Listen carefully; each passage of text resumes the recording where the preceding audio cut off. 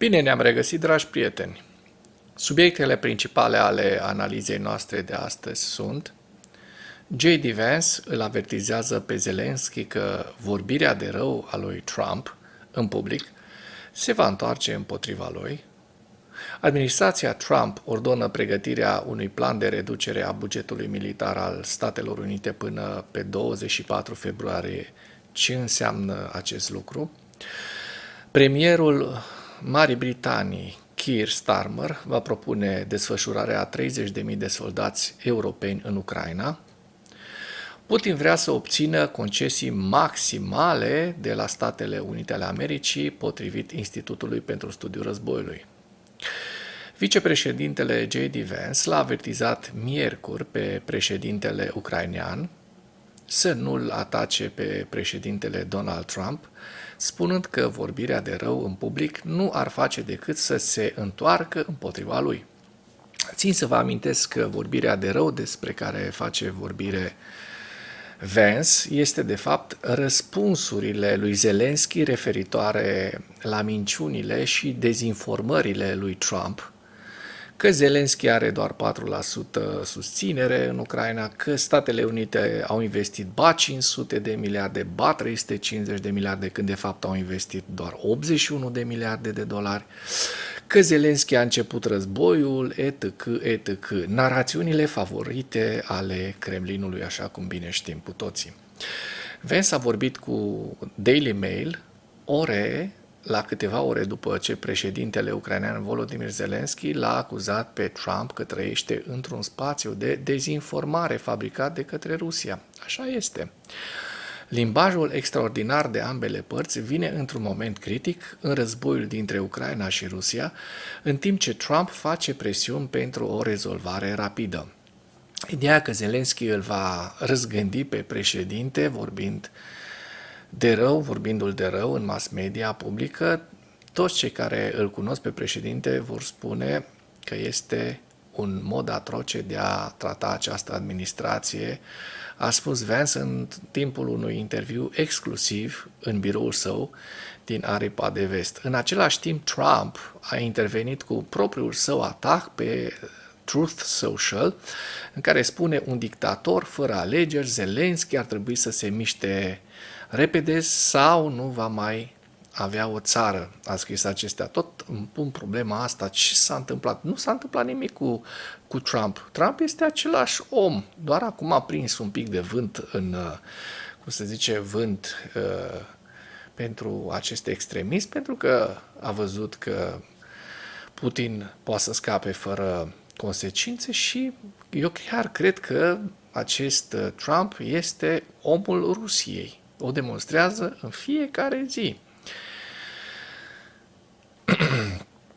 Vance a scris că Zelensky a primit sfaturi proaste despre cum să se comporte cu noua administrație și în ultimii 3 ani i s-a spus că nu poate face nimic greșit. Mai are cineva vreun dubiu dintre noi că administrația de la Washington este înfrățită cu cea de la Kremlin într-un fascism? Ziua 1093 a războiului din Ucraina.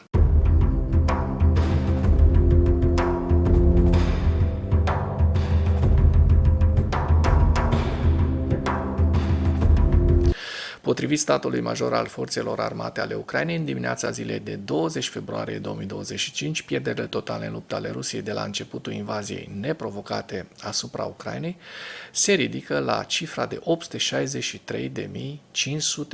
de militari. În ultimele 24 de ore, Rusia a înregistrat pierderi grele pe frontul din Ucraina, între care 1.190 de militari, 14 tancuri, 14 vehicule blindate de luptă, 63 de piese de artilerie, 3 lansatoare de rachete și 6 mijloace de apărare antiaeriană, adică cel puțin un sistem de apărare antiaeriană, ceea ce este foarte, foarte mult. Secretarul american al apărării Pete Hegseth a ordonat conducerii Pentagonului și forțelor armate americane să elaboreze planuri de reducere a bugetului apărării cu 8% anual în următorii 5 ani. Sursa informației The Washington Post, citând un memorandum de la Hegseth și oficiali familiarizați cu chestiunea. În memorandum, Hegseth cere ca opțiunea pentru reducerea cheltuielilor Pentagonului să fie pregătite până pe 24 februarie, adică 24 februarie este săptămâna viitoare, ziua în care se împlinesc 3 ani de la invazia rusească în Ucraina. Oare ce se pregătește la 3 ani de la invazie? Iată, americanii vor să reducă cheltuielile cu 8% pe an. Așa și enumără 17 categorii pe care administrația Trump vrea să le elimine de la buget. Printre acestea se numără operațiunile la granița de sud a Statelor Unite, modernizarea armelor nucleare și a apărării antirachetă, precum și achiziția de drone unilaterale și alte muniții, se arată în raport. Intenția de a reduce miliarde de dolari în cheltuielile de apărare a fost susținută anterior personal de către Donald Trump. Reducerea bugetului cu 8% în fiecare an, timp de 5 ani, înseamnă că acesta ar trebui să scadă cu aproximativ 34% în acea perioadă. Aceasta ar fi cea mai mare astfel de reducere din 2013. După cum notează The Washington Post, există un consens larg în Congres că sunt necesare cheltuieli semnificative pentru apărare pentru a descuraja amenințările, în special din partea Chinei și a Rusiei. Cu toate acestea, Trump, prin vocea lui Hegseth, vrea să reducă atât de tare cheltuielile pentru apărare. Vom vedea cum va juca Congresul această minge pe care la un moment dat va ajunge și în curtea Congresului, dacă Congresul va accepta sau nu această mare reducere, pentru că toată lumea se înarmează, doar Statele Unite pe timp de război se dezarmează. De ce oare? În același timp, politicienii americani au făcut și afirmații cu privire la eficiența Departamentului de Apărare al Statelor Unite, de exemplu din cauza miliardelor de dolari pierdute din cauza erorilor de contabilizare a armelor trimise în Ucraina. Da, v-am spus despre ce este vorba, la fiecare tank, la fiecare pușcă, la fiecare glonț, la fiecare proiectil trimis în Ucraina, Statele Unite au mai oprit unul pentru ei. Deci frumoasă socoteală. Îți dau 1000 de lei împrumut, dar de fapt 500 ți rețin pentru siguranță, nu? Bugetul Pentagonului pentru 2025 este de aproximativ 850 de miliarde de dolari. Dacă până în acest moment ai găsit informații utile în material, contribuie cu un like și cu o distribuire a acestui videoclip pentru a ajunge la cât mai multă lume. Potrivit The Telegraph, cu referire la surse, premierul britanic Keir Starmer îi va prezenta lui Donald Trump un plan de desfășurare a aproximativ 30.000 de soldați europeni în Ucraina pentru a menține încetarea focului. Starmer este de așteptat să prezinte în detaliu modul în care trupele europene ar putea impune orice acord de încetare a focului negociat de către președintele american Donald Trump în timpul unei întâlniri de săptămâna viitoare la Washington. Potrivit oficialilor occidentali informați cu privire la planuri, el îl va îndemna pe Trump să țină avioanele de luptă și rachetele americane în așteptare în Europa de Est pentru a răspunde cu forță dacă Rusia încalcă termenii unui acord de încetare a focului care va fi atins.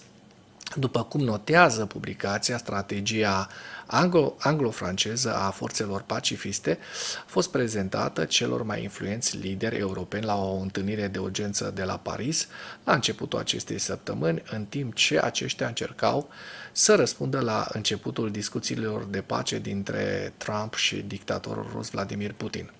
Aceasta a fost dezvoltată pe fondul îngrijorărilor că președintele SUA se va spăla pe mâini de Ucraina și de orice încetare a focului aproape imediat după încheierea oricărui acord. Starmer, spune publicația, va argumenta că este în interesul Statelor Unite ale Americii să rămână implicate în prevenirea unei a treia invazii rusești după încheierea luptei. Conform planului anglo-francez, mai puțin de 30.000 de militari ar urma să fie staționați sub comanda țărilor europene în orașe, porturi și alte locuri de infrastructură critică, cum ar fi centralele nucleare, care sunt departe de linia frontului actual. În loc să desfășoare un contingent mult mai mare în țara devastată de război, misiunea se va baza pe monitorizarea tehnică, inclusiv avioane de informații, supraveghere și recunoaștere, drone și sateliți pe navele maritime, pentru a oferi o imagine completă a ceea ce se întâmplă, a spus oficialul occidental. Se pare că Putin încearcă să optimizeze delegația rusă la discuții pentru a fi cel mai eficient cu indivizii specifici pe care Statele Unite îi selecționează pentru delegația sa de negociere, probabil în încercarea de a extrage concesii maxime de la Statele Unite. Un articol foarte, foarte interesant pe care o să-l și traduc și o să încerc să îl încarc pe blogul meu, găsiți linkul în comentarii. În ceea ce urmează vă prezint un slide cu evoluția de ieri a celor mai importante fronturi din Ucraina și cu principalele știri din presa ucraineană. Hărțile sunt creația Institutului pentru Studiul Războiului.